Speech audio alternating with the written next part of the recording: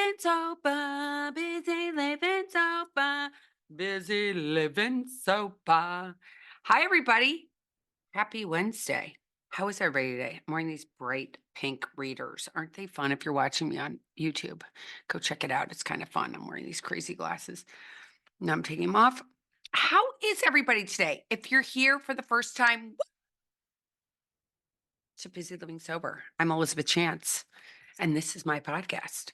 And I'm here to talk about life, recovery, journeys of being a mom, journeys of being remarried, journeys of life and sobriety and what it's all about and where I am today and what's going on today in my world. And just to fill everybody in, just wanted to say hi. And so if you're here for the first time, welcome. And if you're back, hey, welcome back. So glad to have you. And it is episode 410, craziness. And what I'm going to talk about is stress. Okay, so you're doing dry January. You're like, oh my gosh, it's dry January. I'm in day 17 and I have stress and all I want to do is drink. What do I do? Someone asked me that question. I was actually a guest on someone's podcast. And they said, what did you do when you had kids and you were at home and you had these stressors? And it was so funny because you know what I thought about? I thought about how I am so blessed that when I was getting sober, there was no social media. There was no Facebook. There was no Instagram. There was no Snapchat. There was no YouTube. There was none of that stuff that you could sit there when you're feeling bad about yourself and you go and you say, oh my God, all my friends went to this party and I wasn't invited. That didn't happen. The stressors I had was like, oh my God, how am I going to pay my mortgage? Do I have enough money to pay my oil bill? Because my house was heated by oil. Um, am I going to have enough money to buy groceries? How am I going to feed my kids? Those were big stressors.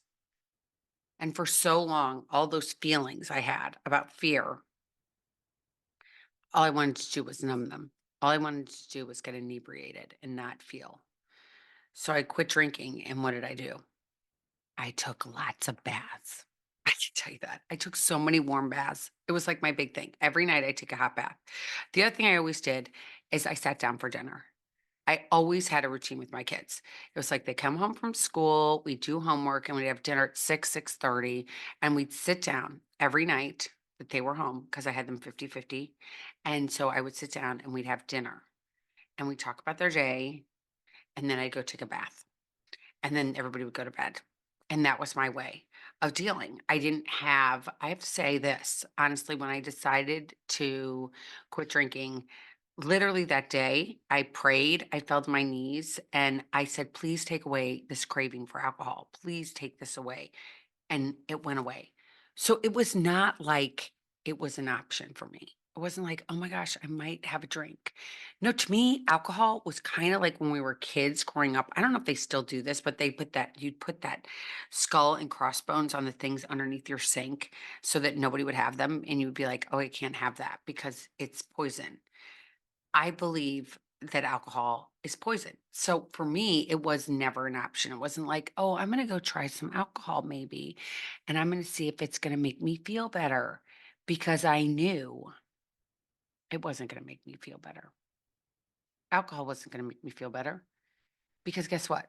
All the fears that I had were going to still be there. But now when you wake up the next day, I have a headache. I have remorse. I have sadness. I'm scared of what I said, what I did, because I was a blackout drinker. So I didn't remember. So I'd be like, oh my gosh, what did I do? What did I say? So it was adding fuel to the fire. So I knew I didn't want to do that anymore. So once I made that decision to break up, it was serious. It was like I was done. It wasn't like, I don't even know why. I mean, how many times have I said I'm going to quit sugar? I'm going to quit other things and I don't do it. But this alcohol thing was like, it was done. It was like I cut it off. It was like a breakup with somebody. You know, you break up with somebody and you're like, you don't talk to them again. You're like, bye. You don't have a relationship, especially if you don't have kids with them or anything. You're like, bye. You don't see them again. You don't talk to them again. You're like, that was fun, but we don't need to be friends anymore. It's great. Bye. That's how I was with alcohol. I was like, done. It wasn't like maybe we're going to get back together. No. I knew that every time I got together with it, maybe not every time, but bad things would happen. Bad things like that don't happen when I'm sober. Bad things like that happen when I'm drinking. So I'm not going to drink. I'm not going to drink. It's not an option. Really changing your mindset, going, you know what? I'm not going to be like that anymore. I'm not going to do that anymore. It takes courage, but it takes not work in that it's not hard, like pushing, I can't even imagine doing this, pushing a boulder up a mountain. That would be really hard. Or if you had to carry water to your kids because up some mountain because you didn't have a car to go pick up water or be able to turn on your faucet, that would be hard. That would be really, really, really hard. This is just changing your mindset. You're like, "But I've been doing this for so long." I get you've been doing it for so long. I get that it's like part of society. But it's today, it's so cool to be sober. It's like, oh my gosh, it's like the hottest thing these days. It's like Bradley Cooper's coming up and Brad Pitt. All these people are getting sober. Miley Cyrus just had a couple months. I think I saw that. All these people are coming out and saying, "Look at me. You think I'm this, but actually I'm sober." I think it's giving you the inspiration to keep moving forward. I love it. It's like, oh my gosh, we can't use someone who didn't get sober, it didn't work out for them as like a deterrent for you to get sober. Like it doesn't work. It does work if you want it to work. I want it to work. I want to be sober still today more than I want to be drunk. That's every morning. God, please keep me sober. Please help me stay in your lane, what you want me to do. Don't keep me looking back to yesterday and what I did before and what I said before, because there are times I can't go back. I don't have a time machine. I was just telling someone, and I'd said this on this podcast a long time ago. I had been listening to Joel Osteen because Joel Osteen to me is like so happy and he's so inspiring and he puts you in the best mood because he always says happy things and ways to make your life better. And I was thinking to myself, he's sitting there talking and he's like, "Do you realize that the windshield is this big and that the rearview mirror is like this big?" If you're listening to this, I'm like, your rear view mirror on your car is probably what, 10 inches, maybe it's probably less than this, probably 8 inches. I don't even think it's wide as long as a piece of paper. Definitely not. It's probably 8 inches wide. And your windshield's like this. And we spend all this time looking at this little mirror, this thing of yesterday and what we said and what we did and what this person said and what this person did. And we hold on to these things. For what? Why do we hold on to them? Why don't we forgive ourselves? Why don't we learn from our mistakes? Taking that time to learn from your mistakes, taking that time to go, you know what? I didn't like how I acted like this. I didn't like what I did with this. I have to change. I don't want to do that again. So what am I going to do differently? It's been um it's been a crazy weekend. This past weekend was kind of crazy because Henry left and went back to go to work. He's going to go work out west somewhere. And he left and it's like every time my kids leave, it hurts. Every time. As much maybe you can relate to this or not, I don't know, but like as much as like when they come into your house, you're like, oh my gosh, they leave their dishes everywhere. They don't clean up their clothes. They walk in the house. They like literally walk in the house and leave their shoes right at the doorway. And you're like, okay, I've picked up your shoes 800 times. I've loaded the dishwasher 800 times. I've done 800 loads of laundry. You've been here for how long? Oh my gosh. Oh my gosh. You're back on mommy duty like when they were young. And you're like, oh my God, are they leaving? And then they leave. And you're like, oh my God, they're gone. When am I going to see them again? Are they going to be okay? God, it hurts every time. It's that, it's that let down. It's like, I want to see them all the time. I think some tribes in the world have like a great idea. They all stay together, right? They don't live in the same tent, but they visit each other every night and have dinner with each other every night. I love that. I love that. I never knew how much I would think that that would be the way that I want my life to be, but I would love that. I really like my kids. It's like so nice. Like I like them. I think they're smart. I think they're fun. I like them. And when they leave, it's like a part of you've just walked out the door. And as happy as you are for them because they're on this new journey and they're doing their own thing at the same time, you're like, well, what about me? Are you going to remember me on your journeys? And they do, but it's hard, right? It's hard. All these stressors in the world today. I've been watching all this stuff on, I watch stuff and it's just sometimes it's just too much. If I wake up in the morning and I look at YouTube and I would look at a video or something that's going on in the world or something that's scary or somebody says something that I'm just like, oh my gosh. And I wake up and I watch those things and all it does is bring up fear. It brings up those feelings of fear and sadness and loss. I have such loss, for my oldest son, this estrangement thing is kind of hard. And knowing that things aren't the way they used to be is so hard. It's so hard, but nothing stays the same. Why do we think it's going to? Why does my head think that everything's going to stay the same and it doesn't? And how do I manage through it without inebriating myself? It's life. It's prayer. It's meditation. It's so big for me. Every morning I do meditate before I get out of bed. I put on a Deepak Chopra, which you're kind of find out. It's hard to find them that don't have Oprah in the beginning, but I find them and I listen to those. I have to start with that and a warm cup of water with some fresh ginger, some fresh mint, and some lemon and some salt and ground myself. I had to do that. If I don't do that in my meditation, I'm like, I can't breathe for the rest of the day. And this feelings of like, it's dry January. For me, it's been dry for 17 and a half years. But for you, if you're out here and you're listening and you're like, it's new for me. And you're like, it's just, everything's new. It's kind of funny because it takes, a certain number of days for alcohol to get out of your body. And we're almost to the point where it's actually out of your body. It probably could still be found in your hair follicles. But you're waking up and you're like feeling good and you're sleeping for the first time in a really long time. And you're feeling these feelings and you feel bad about certain things, mind you that you don't have to keep beating yourself up. Put down, put it down. Stop beating yourself up over something that happened yesterday. You can't fix it. It's done. It happened. All you can do is change and be different today. That takes time. It takes a lot of time. And we all have these New Year's resolutions this year of like what we're going to do differently, what we're going to strive for, what we want to be different this year. And we're going to look for those things. And then if they don't happen, we get really sad. And I understand that, but we have to just be on the journey.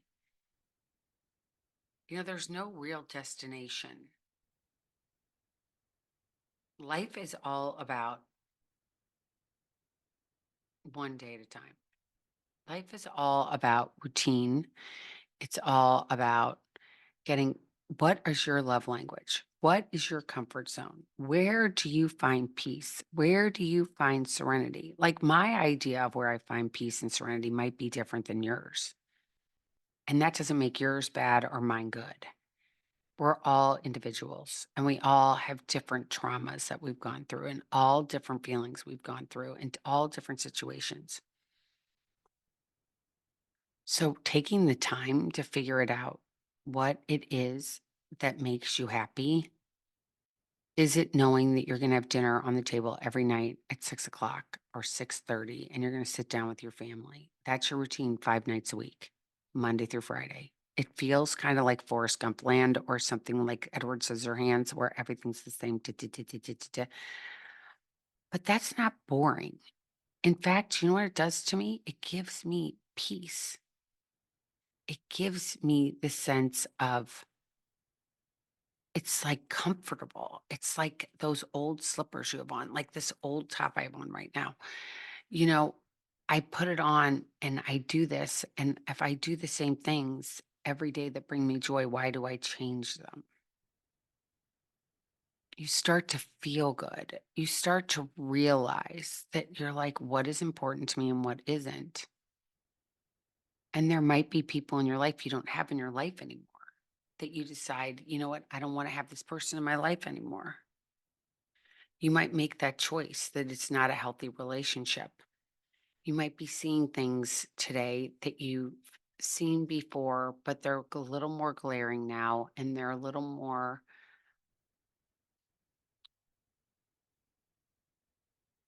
they cause you pain, these relationships.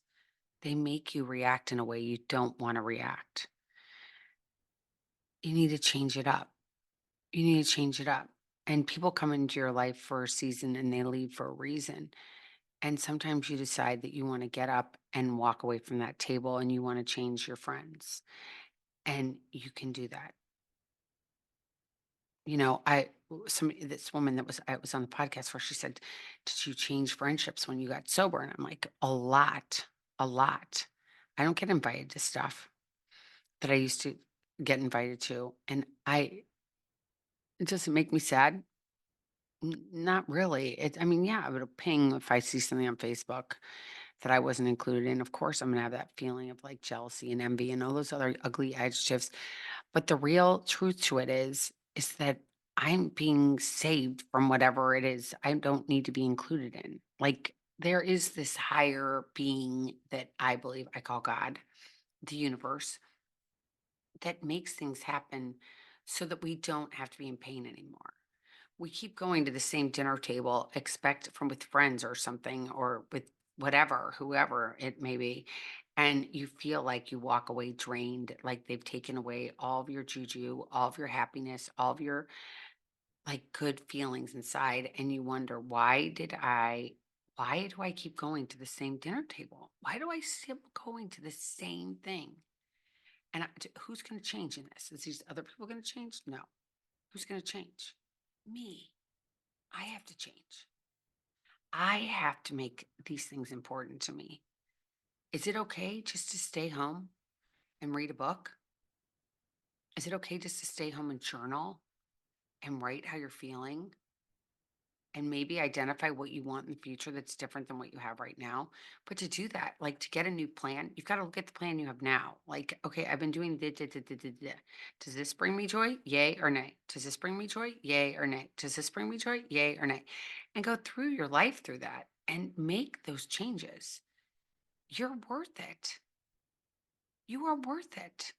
You don't think you are because of the way you've been acting and the way you've been repeating these cycles that make you feel terrible. You get in this spiral of things in life and you're just like, I got to jump off here. I got to change it. You can change it. Journaling, writing things down. You know, I've been reading this book, Building a Non-Anxious Life by Dr. John Deloney. And he is supposed to come on the podcast this week, and he is in a blizzard and he can't get to his studio. I'm kind of bummed. But anyway, I've been reading his book. His book's amazing. And he talks about we get anxiety from old things in our house that we never use. And we look at them and we're like, oh, I'm going to use that again. I know I'm going to use it again. But it's just clutter in our houses. I went through all of my closets. I got rid of so much stuff. It feels so good. I'm like, I don't need this. I don't need that. I don't need this. I don't need that. It feels so liberating. It's like a new year. Get rid of the old stuff that you just keep carrying around. You don't even use it. Get rid of it. It'll bring you peace and joy to be like, I don't have to have this anymore. I don't need this anymore. I don't need these clothes. I don't need any of this stuff. It's weighing me down, just like relationships weigh us down. They cause us stress. If we get together with people and we walk away and we feel like we're more drained than when we were when we walked into the that tells you something. There's people I look at on Facebook and Instagram when I go on there, and every time I watch their things, it like something gets up inside me, and I start judging this person, and I start not nice thoughts go through my head, and I don't like that person that much anymore. Like, why am I following this person? Why am I doing this to me? Do I have this person on my feed when I go in here? You know what? I'm going to unfollow them. It's okay. They aren't going to know. But why am I going to cause myself to have these reactions inside of myself that I know I don't like? Why do we do that to ourselves? Because we like to torture ourselves. We like to feel those feelings of like, oh my gosh, see, I'm not adequate. I'm this, I'm not that. Like all the lines that we do. And that person's a jerk and da da da. But then we feel like a jerk because we're judging this person as a jerk. And it's like, what are we doing? What are we doing? I think it's like time to take these blinders off. And we need to seriously look at what we're putting around us. I don't just mean food. I mean spiritually. I mean emotionally. I mean on what we're like inundating ourselves with. I've been watching The Housewives. I hate to admit it, but I do. I watch it and I stop watching it and I'm like, it'll be over. And I'm like angry because I've just watched these people act in a way. I'm like, why are they acting like that? And I'm judging them and I'm doing all these things and I'm having these reactions inside myself like this is so yucky. Look at these people, they're so tacky. Da, da, da, da, da, da, da, da, da. Why do I do it? It's like when you drive past an accident on the highway or you see a fire truck going somewhere and you want to follow it because you're just interested to get hyped up, to get like this feeling of like adrenaline. Because look at this. Oh my God. Oh my God. And the stories. And you can tell everybody else the stories. And it doesn't bring joy. It doesn't bring happiness. It brings this reaction inside of us. It's like, oh my God.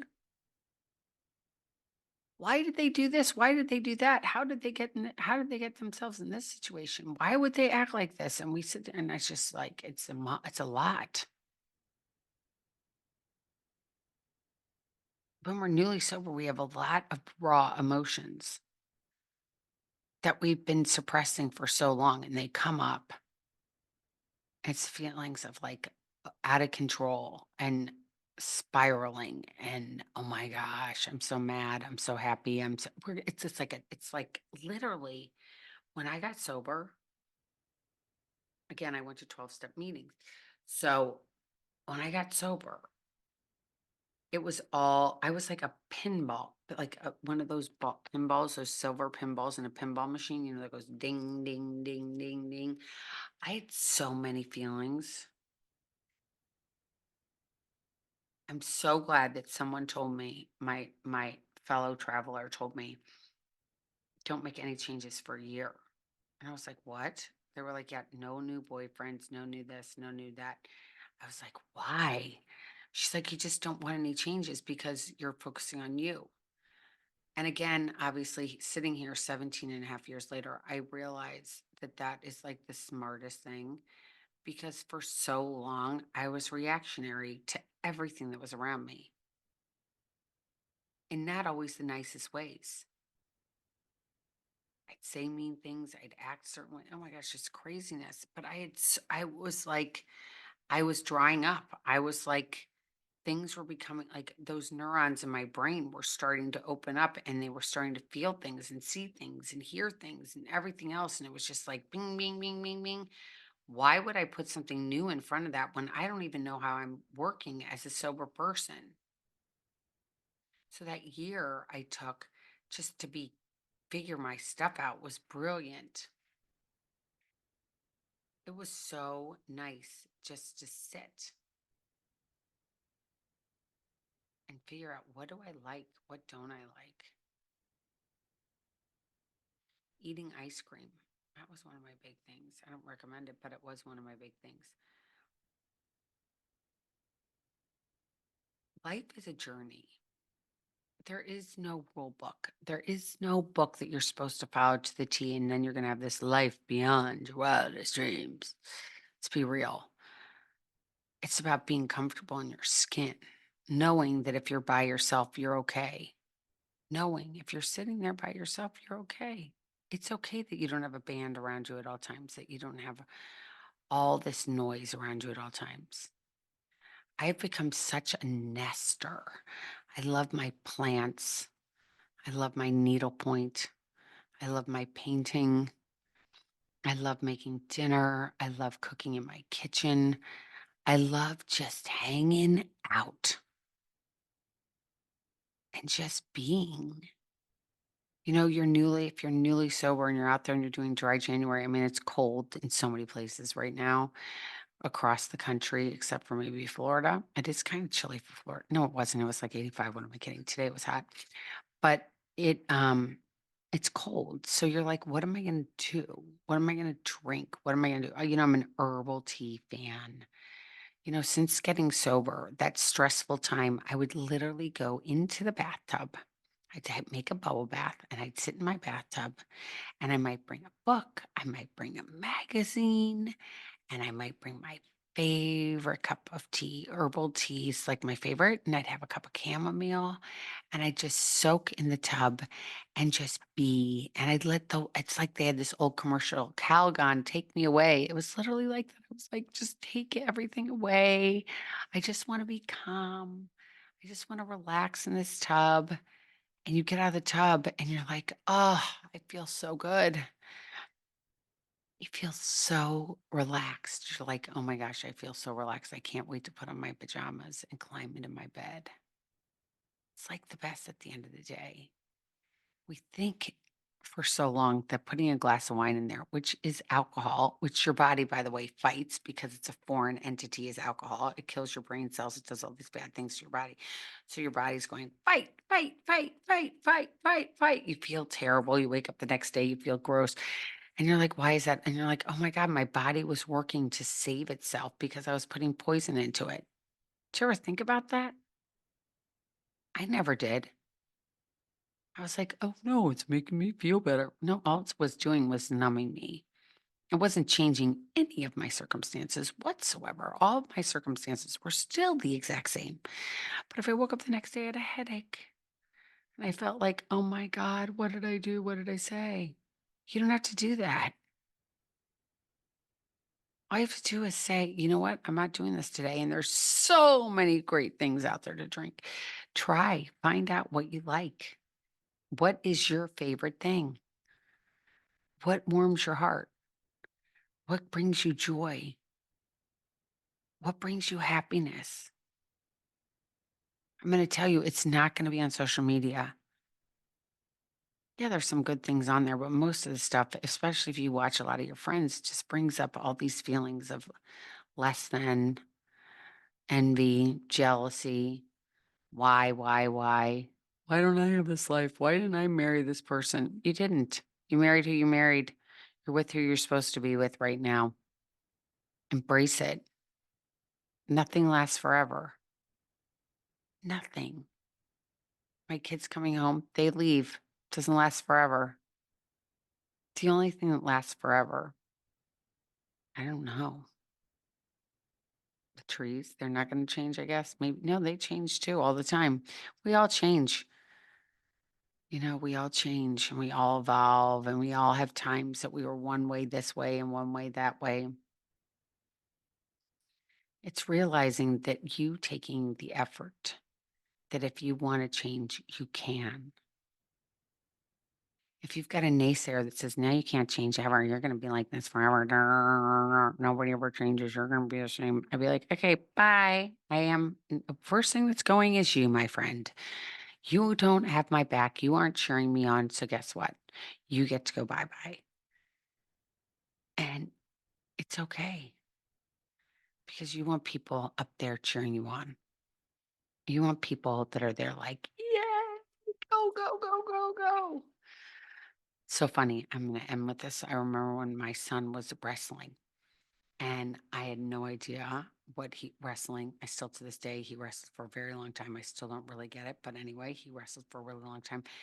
And I had no idea what any of it meant. And all I would say was, come on, come on, come on, you're going to win. Come on, you got this. You're going to win. You're going to win. You're going to win. Come on, come on, come on, come on, come on.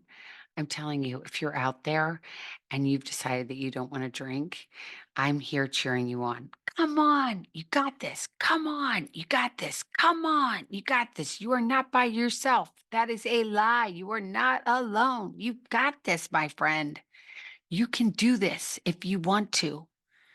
It isn't as hard as carrying pails of water up a mountain to feed your family. Remember that. Remember that.